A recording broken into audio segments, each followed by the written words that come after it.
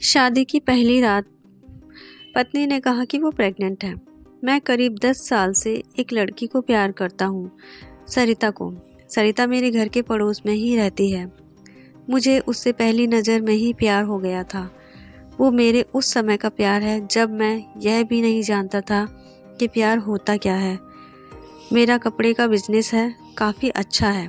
मेरी और कोई भी इच्छा नहीं है कि सिवाय सरिता को अपनी ज़िंदगी में लाने के। हम दोनों अभी तो बहुत अच्छे दोस्त हैं। सरिता मुझसे सारी बातें शेयर करती है। अभी तक मैंने उसे प्यार का इजहार नहीं किया है। सरिता का एक सपना है कि उसे मुंबई जाकर एक एक्ट्रेस बनना है, फिल्मों या टीवी में। इसलिए मैंने उसका सपना पूरा करने के लिए उसकी मदद की, उसके घर वालों को मनाया और उसे मुंबई भी छोड़कर आया। सरिता के पापा उसके बचपन में ही चल बसे थे। उसकी मम्मी के साथ वो अपने मामा के यहाँ रहती है। सरिता को उस समय बहुत शौक लगा था। कुछ दिनों तक वो बोल भी नहीं रही थी, मामों को पापा कह रही थी। वो समय उसके लिए बहुत ही मुश्किल था। अब मैं चाहता हूँ कि सरिता अपना यह सपना पूरा करे, इसलिए मैं भी उसकी मदद कर रहा हूँ। लेकिन शायद उतना आसान भी नहीं था। सरिता 3 सालों से मुंबई में है। मैं उससे बात करता रहता हूँ, कभी कभी मिल भी आता हूँ। मेरे दोस्त मुझे कहते हैं कि मैं सरिता को प्रपोज़ कर दूँ। ऐसा बहुत बार उनके कहने पर एक रात मैंने सरिता को फ़ोन किया तो उसने वहाँ से कहा कि ऋषि, कहाँ हो तुम? मैंने कहा सरिता, मैं अभी घर पर हूँ। मैंने बोला कि मुझे तुम्हें कुछ कहना है।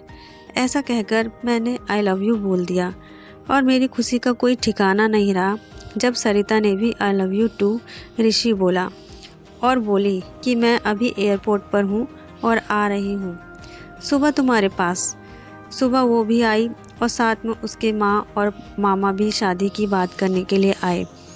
मेरे मम्मी पापा मानेंगे या नहीं इसका मुझे पता नहीं था, लेकिन उनके जाने के बाद मम्मी बोली कि 3 दिन में शादी है। मैंने बोला इतनी जल्दी? मम्मी का मुंह थोड़ा उतरा हुआ था। वो बोली यह सब तुम्हें पहले सोचना था, अब तो जल्दी करना पड़ेगा ना। मुझे घर वालों का रिएक्शन समझ नहीं आ रहा था, लेकिन मैं इस बात से ज़्यादा खुश था कि मेरी शादी सरिता से हो रही है। जल्दी में क्यों हो रही है इसका मुझे पता नहीं था, लेकिन मैंने मना नहीं किया। शादी को अभी 3 दिन थे। मुझे सरिता की आंखों में अलग सा प्यार दिखाई दे रहा था। ऐसा मैंने पहले नहीं देखा था। हमारी शादी हो गई। शादी की पहली रात सुहागरात।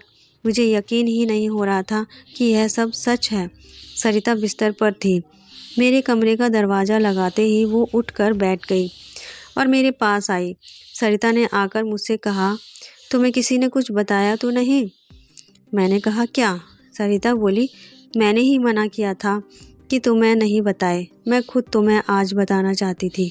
और फिर उसने जो बताया वो सुनकर मेरे सर पर आसमान गिर गया। वो बोली कि वो प्रेग्नेंट है और बच्चा मेरा है।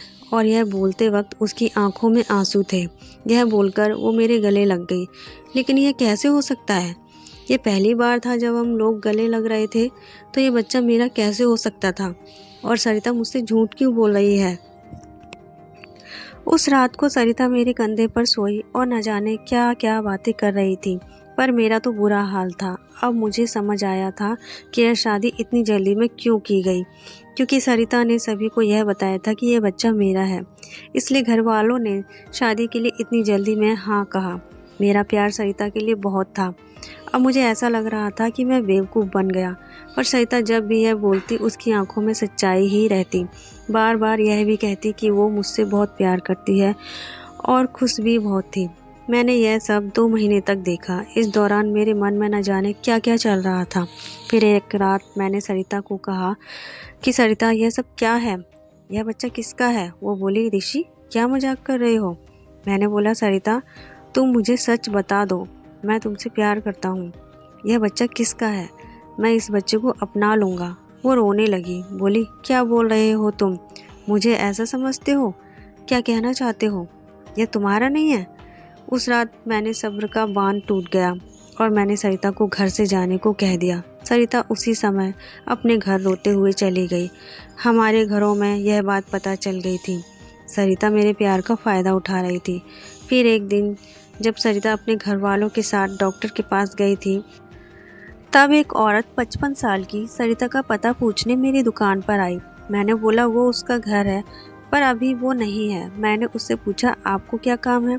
वो बोली कि सरिता उस रात एयरपोर्ट से उस दुर्घटना के बाद अचानक चली गई। मैं पूछना चाहती थी कि वो ठीक है या नहीं। मैंने पूछा कैसी दुर्घटना? वो बोली एक्सीडेंट में मेरे बेटे ऋषि का देहांत हो गया। मैंने पूछा कि ऋषि? वो बोली हाँ, मेरा बेटा ऋषि और सरिता एक दूसरे से प्यार करते थे, दोनों शादी करने वाले थे।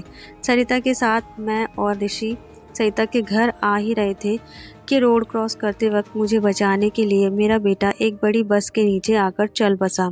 एक्सीडेंट इतना भयानक था कि वो उसी समय चल बसा। सरिता वहाँ से चली गई। मैं यह देखने आई कि वो ठीक है या नहीं।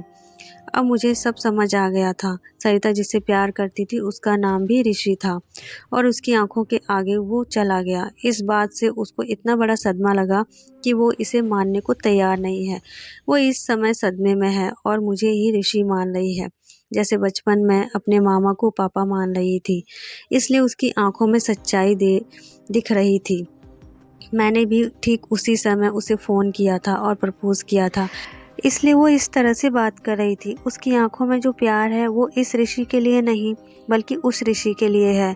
मैंने उन्हें सरिता से मिलने नहीं दिया और उन्हें कहा कि आप जाएं, मैं उसका पति हूँ, मैं उसका ख्याल रख लूँगा। मैं नहीं चाहता था कि सरिता को सब याद आ जाए। सरिता जब घर आई तो मैं उसके पास वापस आ गया। मैंने बोला सरिता सॉरी। वो रोने लगी, बोली तुम्हें इस हालत में मुझे खुश रखना चाहिए और तुम मुझे रुला रहे हो। उसको रोता देख मुझे भी रोना आ गया। सरिता की इस हालत पर मुझे समझ नहीं आ रहा था कि मैं क्या करूं। सरिता को मैं झूठा कह रहा था, लेकिन मुझे यह नहीं पता था कि वो सच को मान नहीं रही है। मैंने सरिता को मनाया और अपने साथ वापस ले आया। अब मैं उसे अकेला नहीं छोड़ सकता था। मैं जानता हूँ वो मुझसे नहीं उस ऋषि से प्यार करती थी, लेकिन मैं तो उससे प्यार करता हूँ और अभी उसे इस हालत में अकेला नहीं छोड़ सकता। सरिता भी मेरी है और उसका बच्चा भी। अब बस मैं चाहता हूँ सरिता खुश रहे। आगे क्या करना है, कैसे उसे इससे बाहर निकालना होगा, यह सोचने का विषय है। पर मुझे विश्वास है मेरा प्यार सरिता को कुछ नहीं होने देगा। तो दोस्तों, ये थी सरिता और ऋषि की कहानी। आपको ये कहानी कैसी लगी कमेंट बॉक्स में हमें ज़रूर बताइएगा और ऐसी ही कहानियों के लिए हमारे चैनल से जुड़े रहिए और हमारे चैनल को सब्सक्राइब कर लीजिए। इसी तरह की मज़ेदार, दिल को छू लेने वाली कहानी, पारिवारिक सस्पेंस थ्रिलर कहानियों के लिए हमारे चैनल से जुड़े रहिए। तो मिलते हैं ऐसी ही दिलचस्प कहानी के साथ अपनी नेक्स्ट वीडियो में। जब तक के लिए जय हिंद।